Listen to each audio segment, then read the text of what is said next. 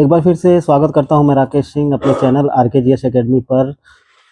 थोड़ा 3 महीने की देरी हो गई वीडियो अपलोड करने में, स्वास्थ्य कारणों से वीडियो अपलोड नहीं हो पा रहा था। जैसा आप लोग स्क्रीन पर देख रहे हैं, आरओ का मेंस होने वाला है और पीसीएस प्रीलिम्स होने वाला है। तो आज मैंने बायोलॉजी से जो चैप्टर लिया हुआ है वो है जीवाणु। विश्वास मानिए आप लोग, एनसीईआरटी पैटर्न पर जीवाणु से संबंधित सभी एरियाज को मैं इस वीडियो में कवर करूँगा और आपको दूसरे किसी नोट्स की ज़रूरत नहीं पड़ेगी, मेरा यही प्रयास है। तो चलिए देर ना करते हुए स्टार्ट कर देते हैं। सबसे पहला फैक्ट हम लोग जीवाणु के बारे में देखते हैं।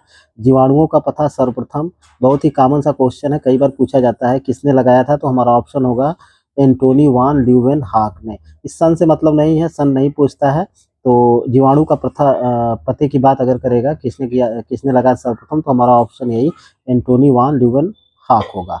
इसके बाद हम देखते हैं सन 1829 ईस्वी में एहरेनबर्ग नामक एक वैज्ञानिक थे। उन्होंने जीवाणु नाम दिया था। कहने का तात्पर्य है कि एंटोनी ल्यूवेनहॉक ने जीवाणु का पता तो लगा लिया, लेकिन उसका नामकरण उन्होंने नहीं किया था। नामकरण किसने किया? एहरेनबर्ग ने। तो नामकरण की अगर बात करेगा तो आपका ऑप्शन एहरेनबर्ग होगा, और अगर बात करेगा कि किसने पता लगाया तो आपका ऑप्शन होगा एंटोनी ल्यूवेनहॉक ने। तीसरा देखते हैं 1876 में लुई पास्चर, बहुत ही फेमस वैज्ञानिक है, साइंटिस्ट है। इन्होंने बताया कि किण्वन की क्रिया जीवाणुओं द्वारा होती है। तो जीवाणुओं में किण्वन क्रिया या किण्वन का पता किसने लगाया? तो हमारा ऑप्शन जाएगा लुई पास्चर ने। मैं फिर से बोल दे रहा हूँ कि सन से कोई मतलब नहीं है, सिर्फ वैज्ञानिक से मतलब है, किसने किस चीज़ का पता लगाया। अगला फैक्ट देखा जाए तो 1881 में जर्मन वैज्ञानिक, इनका नाम था रॉबर्ट कोच, बहुत ही वीआईएमपी हैं। इन्होंने क्या किया था? इन्होंने पशुओं में एंथ्रेक्स बीमारी ये जीवाणु से होती है, इसका पता सर्वप्रथम इन्होंने ही लगाया था, रॉबर्ट कोच ने। और मनुष्यों में क्षय, जिसको यक्ष्मा भी कहते हैं, राज रोग भी कहते हैं, और इसको ट्यूबरकुलोसिस भी कहते हैं। तो क्षय रोग और हैजा, टीबी और हैजा और एंथ्रेक्स, इन 3 बीमारियों का पता किसने लगाया था? तो हमारा ऑप्शन होगा रॉबर्ट कोच ने लगाया था। और तीनों किससे होते हैं? बैक्टीरिया से होते हैं। रॉबर्ट कोच से एक और आईएमपी फैक्ट है, रॉबर्ट कोच ने ही जीवाणुओं का कृत्रिम संवर्धन किया था। तो किसने जो है कृत्रिम संवर्धन किया था? तो हमारा ऑप्शन जाएगा रॉबर्ट कोच ने किया था। अगला फैक्ट रॉबर्ट कोच से ही है, रॉबर्ट कोच ने रोगाणुओं द्वारा रोग की उत्पत्ति का सिद्धांत प्रतिपादित किया था। यानी कि जर्म जो होते हैं वो रोग के लिए जिम्मेदार होते हैं, ये किसने बताया था? तो हमारा ऑप्शन होगा रॉबर्ट कोच ने बताया था। और इसको हम क्या कहते हैं? रोगाणुओं द्वारा रोग की उत्पत्ति को हम कहते हैं जर्म थियरी। तो जर्म थियरी के बारे में किसने बताया था? तो हमारा ऑप्शन होगा रॉबर्ट कोच ने। 1867 में जोसेफ लिस्टर एक वैज्ञानिक है, इन्होंने जीवाणुओं पर प्रतिरोधी मत दिया था। तो प्रतिरोधी मत का प्रतिपादन किसने किया था? तो हमारा ऑप्शन जाएगा जोसेफ लिस्टर ने। यानी एंटीसेप्टिक थियरी किसने दिया था? तो जोसेफ लिस्टर ने दिया था, बहुत ही वीआईएमपी है। एंटोनी ल्यूवेनहॉक को जीवाणु विज्ञान का पिता कहा जाता है, द फादर ऑफ बैक्टीरियोलॉजी किसको कहा जाता है? तो हमारा ऑप्शन होगा एंटोनी ल्यूवेनहॉक को। ठीक है, चलिए अगला फैक्ट देखते हैं। लुई पाश्चर को सूक्ष्म जीव विज्ञान का पिता कहा जाता है, बहुत वीआईएमपी है। माइक्रोबायोलॉजी का जनक किसको कहा जाता है? तो हमारा ऑप्शन होगा लुई पाश्चर को कहा जाता है। अगर अगले फैक्ट में देखा जाए तो रॉबर्ट कोच को आधुनिक जीवाणु विज्ञान का पिता कहा जाता है। आधुनिक जीवाणु विज्ञान का पिता किसको कहते हैं? तो हमारा ऑप्शन जाएगा रॉबर्ट कोच को कहते हैं। दोनों ही वीआईएमपी फैक्ट है। ओसवाल्ड टिप्पो एक वैज्ञानिक हैं, साइंटिस्ट थे, ओसवाल्ड टिप्पो थे। इन्होंने जीवाणुओं को साइजोमाइकोफाइटा के अंतर्गत रखा था। तो साइजोमाइकोफाइटा के अंतर्गत किसने रखा था जीवाणुओं को? तो हमारा ऑप्शन जाएगा ओसवाल्ड टिप्पो ने रखा था। अब हम सिम्पटम्स की बात करते हैं, लक्षण, जीवाणुओं के मेन लक्षण क्या है, क्योंकि यहाँ से क्वेश्चन पीसीएस, आरओ या आईएएस में कौन सा है या नहीं है, ये सारी चीजें पूछता है। तो पहला देखते हैं, यह सबसे सरल, अति सूक्ष्म तथा एक कोषीय जीव है। ये एक कोषीय जीव होते हैं, बहुकोष की नहीं होते हैं, एक कोष के होते हैं। दूसरा, ये सभी जगह पाए जाते हैं। सभी जगह पाए जाते हैं का मतलब क्या? वायु में, पृथ्वी पर और बर्फ में भी पाए जाते हैं, वहां भी उत्पन्न हो सकते हैं, मतलब लगभग हर जगह ये पाए जाते हैं। एक क्वथनांक से ऊपर तथा हिमांक के नीचे तापमान में भी उत्पन्न हो सकते हैं, इसका मतलब यह है कि ये लगभग ये हर जगह पाए जा सकते हैं। इन्हें पादप जगत में रखा गया है। जीवाणुओं को किस में रखा गया है? तो हमारा ऑप्शन जाएगा पादप जगत में, क्योंकि इनमें कोशा भित्ति उपस्थित होती है, क्योंकि इसमें कोशिका भित्ति उपस्थित रहती है, ठीक है, इसीलिए इनको पादप जगत में रखते हैं, भी आईएमपी फैक्ट है। अगला आईएमपी फैक्ट इसमें देखा जाए, जो जीवाणु होते हैं इसमें लवक ये उपस्थित हो ये लवक और माइटोकॉन्ड्रिया और गाल्जी काय ये और अंतःद्रवी जलिका ये सारी चीजें उपस्थित नहीं होती हैं। यहाँ से क्वेश्चन बनता है कि बैक्टीरिया में या जीवाणुओं में क्या चीज उपस्थित होती है, क्या नहीं होती है। तो लवक, माइटोकॉन्ड्रिया, गाल्जी का, अंतर्द्रवी जलिका उपस्थित नहीं होती है, कोशिका भित्ति उपस्थित होती है।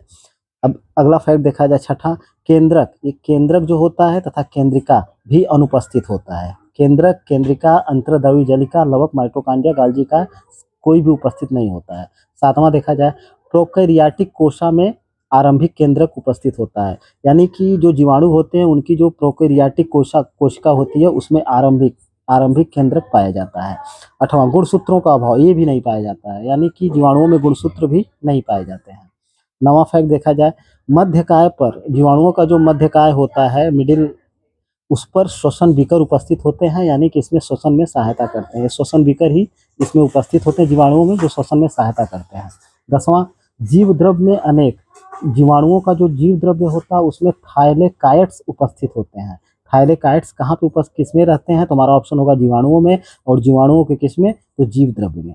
जीवाणुओं के जीव द्रव्य में ही राइबोसोम 70S जीवाणुओं के जीव द्रव्य में जो राइबोसोम 70S प्रकार का होता है। ये क्वेश्चन पूछा भी गया है कि कितने राइबोसोम किस प्रकार का होता है, और ये प्रायः पॉलीसोम और पॉलीराइबोसोम के रूप में नहीं होते हैं। और ये जो राइबोसोम 70S होते हैं ये पॉलीसोम या पॉलीराइबोसोम के रूप में नहीं होते हैं। 12वां फैक्ट देखा जाए, जीवाणुओं की जो कोशा भित्ति होती है उसमें एसिटिल ग्लूकोसेमीन तथा एसिटिल ग्लूम्यूरेमिक अम्ल नामक 2 प्रकार की शर्करा होती है। VIMP फैक्ट आईएएस में क्वेश्चन ने पूछा गया था कि जीवाणुओं की कोशा भित्ति में निम्न में से कौन सी शर्करा पाई जाती है, तो एक है एसिटिल ग्लूकोसेमीन तथा एसिटिल म्यूरेमिक अम्ल। ये 2 प्रकार की शर्कराएं किसमें उपस्थित होती हैं, तो हमारा ऑप्शन जाएगा बैक्टीरिया में, जीवाणुओं में, जो कि अन्य जीवों में नहीं पाए जाते हैं। जीवाणुओं में जनन द्विविभाजन द्वारा होता है, यानी कि जीवाणुओं में जो विभाजन होता है वो द्विविभाजन होता है, यानी कि जीवाणुओं में सूत्री या सूत्री कौन सा विभाजन होता है, तो हमारा ऑप्शन जाएगा जीवाणुओं में असूत्री विभाजन होता है। VIMP फैक्ट है, ठीक है। चलिए अगले फैक्ट की तरफ चलें। जीवाणुओं में लैंगिक जनन जो होता है, जो असूत्री विभाजन होता है, युग्मकों के संलयन द्वारा नहीं होता है, यानी कि संलयन द्वारा नहीं होता है, ठीक है। VIMP फैक्ट है। जीवाणुओं के आनुवंशिक लक्षणों में परिवर्तन आनुवंशिक पुनर्संयोजन की विधियों द्वारा होता है, यानी कि जीवाणुओं के में आनुवंशिक लक्षणों में जो परिवर्तन होता है वह कैसे होता है, किस विधि द्वारा होता है, तो हमारा ऑप्शन जाएगा आनुवंशिक पुनर्संयोजन की विधि द्वारा होता है। इसको हमको याद करके रखना है। अगला फैक्ट देखा जाए, जीवाणुओं के लैंगिक जनन को संयुग्मन, रूपांतरण तथा पारक्रमण कहते हैं। जीवाणुओं में जो लैंगिक जनन होता है उसे किस नाम से जाना जाता है, तो हमारा ऑप्शन जाएगा संयुग्मन, रूपांतरण इसे कहते हैं, या इसे पारक्रमण कहते हैं। VIMP फैक्ट है। अब देखते हैं कि सबसे कम लंबाई किस जीवाणु को होती है। सबसे कम लंबाई का जीवाणु का क्या नाम है, तो हमारा ऑप्शन जाएगा डाईएलिस्टर न्यूमोसिम्पिस है। VIMP fact. अधिकतम लंबाई का जो जीवाणु है, यहाँ लिखने में थोड़ा सा दिक्कत हो गई थी, अधिकतम लंबाई का जो जीवाणु है तो हमारा ऑप्शन जाएगा स्पारिलम वालुटेंस, ये सबसे ज्यादा लंबाई का जीवाणु है। अब अगर पूछे कि सबसे बड़ा जीवाणु, लंबाई नहीं, अगर पूछता है कि सबसे बड़ा जीवाणु कौन सा है, तो हमारा ऑप्शन जाएगा बेजिआटोवा मिराबिलिस, ठीक है। तो सबसे कम लंबाई, सबसे अधिक लंबाई और सबसे बड़ा, तीनों बैक्टीरिया का नाम यहाँ पे लिखा गया है, और तीनों ही IMP हैं। अब जीवाणुओं की आकृति या आकार की बात किया जाए तो पहला छड़कारा बैसिलस, छड़कार आकृति के या बैसिलस जिसको कहा जाता है, इस आकृति के होते हैं। दूसरा गोलाकार या कोकस आकृति के होते हैं, ठीक है। और इसी गोलाकाश या कोकस आकृति को कई भागों में बांटा गया है। यहाँ से क्वेश्चन पूछता है कि गोलाकार या कोकस जो आकृति होती है इसको जीवाणुओं की, इसको कितने भागों में बांटा गया है, तो 1 2 3 4 5 6 7 7 भागों में बांटा गया है। सातों भाग को हम देखते हैं। माइक्रोकोकस, माइक्रोकोकस जो आकृति के जीवाणु होते हैं ये अकेले होते हैं, ठीक है, या एक कोशिकी होते हैं, ठीक। डिप्लोकोकस आकृति के जो जीवाणु होते हैं ये दो दो कोशिकाओं के समूह में होते हैं। तो यहाँ से क्वेश्चन पूछता है कि दो दो कोशिकाओं के समूह में निम्न में से कौन सा बैक्टीरिया रहता है, तो डिप्लोकोकस रहता है। अकेले या एक कोश की बैक्टीरिया कौन सा होता है, तो माइक्रोकोकस होता है। टेट्राकोकस क्या होता है, ये चार चार कोशिकाओं के समूह में होता है। तो चार चार कोशिकाओं के समूह में कौन सा बैक्टीरिया होता है, तो हमारा ऑप्शन होगा टेट्राकोकस होता है। अनेक कोशिकाओं और श्रृंखला में, अनेक कोशिकाएं या श्रृंखला रूप में कौन सा बैक्टीरिया का कौन सा रूप पाया जाता है, तो हमारा ऑप्शन जाएगा स्ट्रेप्टोकोकस पाया जाता है। अनेक कोशिकाओं या गुच्छे में कौन सा बैक्टीरिया होता है, तो स्टेफाइलोकोकस होता है। अनेक कोशिकाएं गुच्छे के रूप में, ये सभी आईएमपी हैं। कामा आकार का भी होता है एक, ठीक है। और जो विब्रियो कालरी होता है, यहाँ से क्वेश्चन पूछा गया है कि विब्रियो कालरी यानी कि हैजा का जो जीवाणु है ये हमारा ये हमारा कामा आकार का होता है, अंग्रेजी के इस तरह का। और सातवां सर्पिलाकार, ठीक है। तो ये सात जो हैं किसके हैं, गोलाकार या कोकस के हैं। और सबकी विशेषता यहाँ पे क्लियर कर दी गई। यहाँ से सुमेलित करने के लिए या वन लाइनर क्वेश्चन बनते रहते हैं। जीवाणुओं में क्या है अगला फैक्ट, कैरिटी नाभ नामक वर्णक होता है। तो अगर क्वेश्चन करता है कि जीवाणुओं में कौन सा वर्णक पाया जाता है, तो हमारा ऑप्शन जाएगा कैरिटी नामक वर्णक पाया जाता है। जीवाणुओं को किस जगत में वर्गीकृत किया जाता है या विभाजन किया गया है, किसमें रखा गया है, तो हमारा ऑप्शन जाएगा मोनेरा जगत में। जीवाणुओं में गुणसूत्रों से अलग गुणसूत्र नहीं पाए जाते हैं, हमने पीछे देख लिया है। तो गुणसूत्रों से अलग गुणसूत्र के समान ही एक आनुवंशिकी पदार्थ पाया जाता है जिसे क्या कहते हैं, प्लाज्मिड कहते हैं। VIMP फैक्ट है। गुणसूत्र तो नहीं होते हैं लेकिन जीवाणुओं में क्या पाए जाते हैं, प्लाज्मिड पाए जाते हैं। VIMP फैक्ट है। अगला फैक्ट देखें हम, ये जो प्लाज्मिड होते हैं गुणसूत्र की तरह जो होते हैं, ये मुख्य गुणसूत्र के भाग बनते हैं। जब प्लाज्मिड मुख्य गुणसूत्र के भाग बन जाते हैं तो इनको किस नाम से पुकारा जाता है, तो हमारा ऑप्शन जाएगा एपिसोम के नाम से पुकारा जाता है। जीवाणुओं में माइटोकॉन्ड्रिया के समान एक अंग पाया जाता है। माइटोकॉन्ड्रिया तो होती नहीं है, जिसको हमने पीछे देख लिया है। तो उसके समान अंग को क्या कहा जाता है, तो हमारा ऑप्शन जाएगा मीसोसोम कहा जाता है। VIMP फैक्ट, ठीक है। एक दो वैज्ञानिक थे जिनका नाम था जिंडर व लैंडरबर्ग। जिंडर व लैंडरबर्ग ने जीवाणुओं में पारक्रमण यानी ट्रांसडक्शन की खोज की थी। तो जीवाणुओं में ट्रांसडक्शन या पारक्रमण की खोज किसने की थी, तो हमारा ऑप्शन जाएगा जिंडर और लैंडरबर्ग ने। जीवाणुओं में वलिद DNA पाया जाता है। जीवाणुओं में कैसा DNA पाया जाता है, तो हमारा ऑप्शन जाएगा वलिद DNA पाया जाता है। अब जीवाणुओं कुछ लाभदायक और हानिकारक जीवाणुओं को देखते हैं। एजोटोबैक्टर और क्लास्ट्रीडियम नामक जो जीवाणु होते हैं ये नाइट्रोजन स्थिरीकरण करने में सहायता करते हैं। VIMP फैक्ट है। कई बार एग्जाम में पूछा गया है कि नाइट्रोजन स्थिरीकरण करने वाले जीवाणु कौन से हैं, तो हमारा ऑप्शन जाएगा एजोटोबैक्टर और क्लास्ट्रीडियम, ठीक है। ये क्या करते हैं, नाइट्रोजन को नाइट्रेट में बदल देते हैं और पौधे जो हैं नाइट्रोजन को नाइट्रेट के रूप में ही लेते हैं। यहाँ से भी क्वेश्चन खूब पूछा जाता है। नाइट्रोजन स्थिरीकरण करने वाले जीवाणु लेग्यूमिनेसी कुल की जड़ों में लेग हीमोग्लोबिन नामक लाल वर्णक का निर्माण करते हैं। यानी जो दलहनी फसल होती है लेग्यूमिनेसी कुल की, उनकी जड़ों में लेग हीमोग्लोबिन नामक लाल वर्णक का निर्माण कौन करता है, तो बैक्टीरिया करते हैं। या जो लाल वर्णक का निर्माण करते हैं जड़ों में, उसको क्या कहा जाता है, तो हमारा ऑप्शन जाएगा लेग हीमोग्लोबिन कहा जाता है। VIMP fact. अक्सर हम लोग देखते हैं कि गंगा नदी का जल शुद्ध रहता है और किस कारण से रहता है, तो ये VIMP फैक्ट है। जीवाणु भोजी पाए जाते हैं। जीवाणु भोजी यानी बैक्टीरियोफेज जो होते हैं ये गंगा नदी के जल को साफ रखते हैं। या एक होता है ये डेली विब्रियो बैक्टीरियोवोरस, ये भी होता है। ये क्या करता है कि कई जीवाणुओं का भक्षण करता है, तो इससे भी गंगा नदी का जल शुद्ध रहता है। तो जीवाणु भोजी या बैक्टीरियोफेज और डेली विब्रियो या बैक्टीरियोवोरस के कारण गंगा नदी का जल शुद्ध रहता है। जीवाणुओं में सर्वाधिक अध्ययन किसका किया गया है, तो हमारा ऑप्शन जाएगा एसेकेरेशिया कोलाई नामक जीवाणु का सबसे ज्यादा अध्ययन किया गया है। ये हम लोगों की आंतों में पाया जाता है। कशेरुक जो प्राणी है जो स्तनधारी हैं उनकी आंतों में एस्केरेशिया कोलाई नामक जीवाणु पाया जाता है। ये लाभदायक होता है और यह पाचन में सहायता करता है। VIMP फैक्ट है, ठीक है। शाकाहारी पशुओं, कुछ शाकाहारी पशु होते हैं उनमें सेलुलोज जो होता है उसके पाचन में कौन सा जीवाणु सहयोग करता है, तो हमारा ऑप्शन जाएगा रूमिनोकाकस एल्बस नामक जीवाणु सहयोग करता है। मृत पौधों और जंतुओं को सड़ने में भी, पौधों को, जो पौधे होते हैं और जंतु होते हैं उनको सड़ाने में, गलाने में कौन से बैक्टीरिया काम करते हैं, तो हमारा ऑप्शन होगा बैसिलस रेमोसस और बैसिलस बुल्गेरिस नामक जीवाणु क्या करते हैं, मृत पौधों और जंतुओं को सड़ाते गलाते हैं। दूध को दही में बदलने में, लैक्टिक अम्ल में चेंज होने में स्ट्रेप्टोकोकस लैक्टिस तथा लैक्टोबैसिलस नामक जीवाणु सहायता करते हैं। ये भी कई बार एग्जाम में आया हुआ है, ठीक है, बीआईएम की फैक्ट है। अब यहाँ पर हम कुछ चीजें देखते हैं कि कौन से जीवाणु किसको किस में बदल देते हैं। तो दही में कौन सा जीवाणु बदलता है दूध को दही में, तो स्ट्रेप्टोकोकस लैक्टिस। पनीर में दूध को पनीर में बदलने वाला जीवाणु कौन सा है, लैक्टोबैसिलस लैक्टिस है। मक्खन में बदलने वाला कौन सा जीवाणु है, स्ट्रेप्टोकोकस लैक्टिस है। दही बनाने वाला जीवाणु कौन सा है, लैक्टोबैसिलस लैक्टिस है। तो ये वन लाइनर या सुमेलित करने के लिए यहाँ से क्वेश्चन बनते हैं, बीआईएमपी फैक्ट है, इसको आप लोगों को याद के रखना है, ठीक है।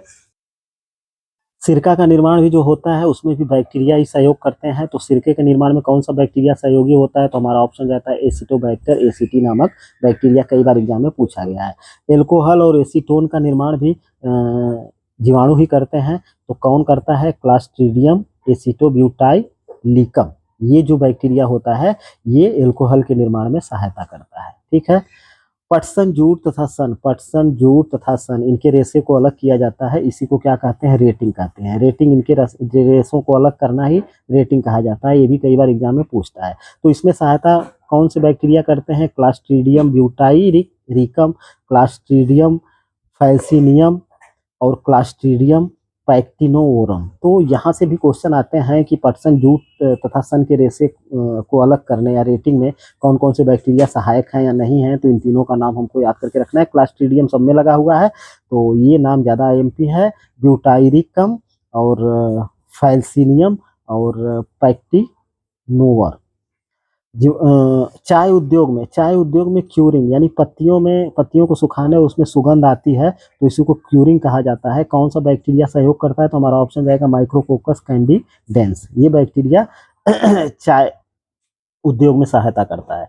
अब कुछ विटामिन हैं और कुछ चीज़ें हैं, इसके संश्लेषण में कौन सा बैक्टीरिया सहायता करता है, तो यहाँ से क्वेश्चन बनते हैं। विटामिन सी के संश्लेषण में कौन सा बैक्टीरिया सहायक होता है, तो हमारा ऑप्शन जाएगा एसिटोबैक्टर। विटामिन B12 के संश्लेषण या निर्माण में कौन सा बैक्टीरिया सहायक है, तो हमारा ऑप्शन जाएगा स्ट्रेप्टोमाइसिस ओलियेशियस, ठीक है।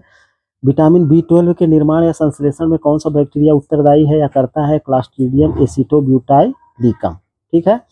भूमि की उर्वरता कम करना, कुछ बैक्टीरिया ऐसे भी होते हैं जो भूमि की उर्वरता को कम कर देते हैं। ये कौन होते हैं, जैसे थायोबैसिलस डिनाइट्रीफिकेंस और माइक्रोकोकस डिनाइट्रीफिकेंस। ये जो बैक्टीरिया होते हैं भूमि की उर्वरता को कम करते हैं। ये क्या करते हैं, ये नाइट्रोजन को अमोनिया में चेंज कर देते हैं, इसलिए भूमि अनुपजाऊ हो जाती है अमोनिया में, ठीक है। कुछ बैक्टीरिया ऐसे भी होते हैं जिनके कारण भोजन खराब हो जाता है। तो भोजन खराब कैसे होता है, उसमें कौन से बैक्टीरिया काम करते हैं, तो क्लास्ट्रीडियम बोटुलिज्म, ये जो होता है बहुत ही हानिकारक होता है और ये क्या करता है, भोजन को खराब कर देता है, ठीक है। अब ग्राम पॉजिटिव और ग्राम निगेटिव बैक्टीरिया से भी क्वेश्चन आते हैं। तो ये जो पहला फैक्ट है ग्राम पॉजिटिव जीवाणुओं की कोशाभित्ति मोटी होती है, यानी कि ग्राम पॉजिटिव जो जीवाणु होते हैं उनकी कोशाभित्ति मोटी होती है, ये फैक्ट आईएमपी है। और ग्राम पॉजिटिव जो जीवाणु होते हैं इनकी कोशाभित्ति में क्या पाया जाता है, तो हमारा ऑप्शन जाएगा टिकोइक अम्ल पाया जाता है, ठीक है। और ये जो होते हैं ग्राम पॉजिटिव जो जीवाणु होते हैं प्रतिजैविकों से नष्ट नहीं होते हैं, यानी एंटीबायोटिक से नष्ट हो जाते हैं ग्राम पॉजिटिव। और ये अम्ल, ये दो चीज़ें बहुत ही VIMP है, ठीक है। अब ग्राम निगेटिव की बात किया जाए तो ग्राम निगेटिव जो होते हैं बैक्टीरिया, इनकी कोशाभित्ति कैसी होती है, ये पतली होती है और इसमें टिकोइक अम्ल नहीं पाया जाता है। ग्राम पॉजिटिव में टिकोइक अम्ल पाया जा रहा था, ग्राम निगेटिव में नहीं पाया जा रहा है, ठीक है। और ये जो ग्राम निगेटिव बैक्टीरिया होते हैं ये प्रतिजैविकों से नष्ट नहीं होते हैं, यानी कि ये एंटीबायोटिक से नष्ट नहीं हो पाते हैं और प्रायः रोग को उत्पन्न करने में ग्राम पॉजिटिव जो बैक्टीरिया हैं यही मेन उत्तरदायी होते हैं। ये सारे फैक्ट IMP हैं। बायोफिल्म, बायोफिल्म किसे कहा जाता है, ये क्वेश्चन आईएएस में आया हुआ है कि बायोफिल्म किसे कहते हैं। तो जीवित प्रजनन करने वाले जीव प्रायः जीवाणुओं से बनी होती है। जीवित प्रजनन करने वाले जीवों से मेनली जीवाणुओं से बनी होती है क्या, बायोफिल्म्स, ठीक है। और ये बायोफिल्म्स बनती कब है, जब सूक्ष्म जीव जैसे कि जीवाणु नम वातावरण में किसी वस्तु की सतह से चिपक जाते हैं और प्रजनन करना शुरू कर देते हैं, ठीक है। तो किसी वस्तु से ये जीवाणु चिपक जाते हैं और वहाँ पे क्या करना शुरू कर देते हैं, प्रजनन करना शुरू कर देते हैं। इसी को हम क्या कहते हैं, बायोफिल्म कहते हैं। VIMP फैक्ट है। जैसे ये धातु से भी चिपक सकते हैं, प्लास्टिक से भी चिपक सकते हैं, चट्टान से, दीवार से, दांत से, त्वचा से। तो यहाँ पे जब ये चिपक जाते हैं तो क्या करना शुरू कर देते हैं, प्रजनन करना शुरू कर देते हैं। इसी को हम क्या कहते हैं, बायोफिल्म कहते हैं, VIMP फैक्ट। अब कुछ VIMP फैक्ट है उसको देख लेते हैं।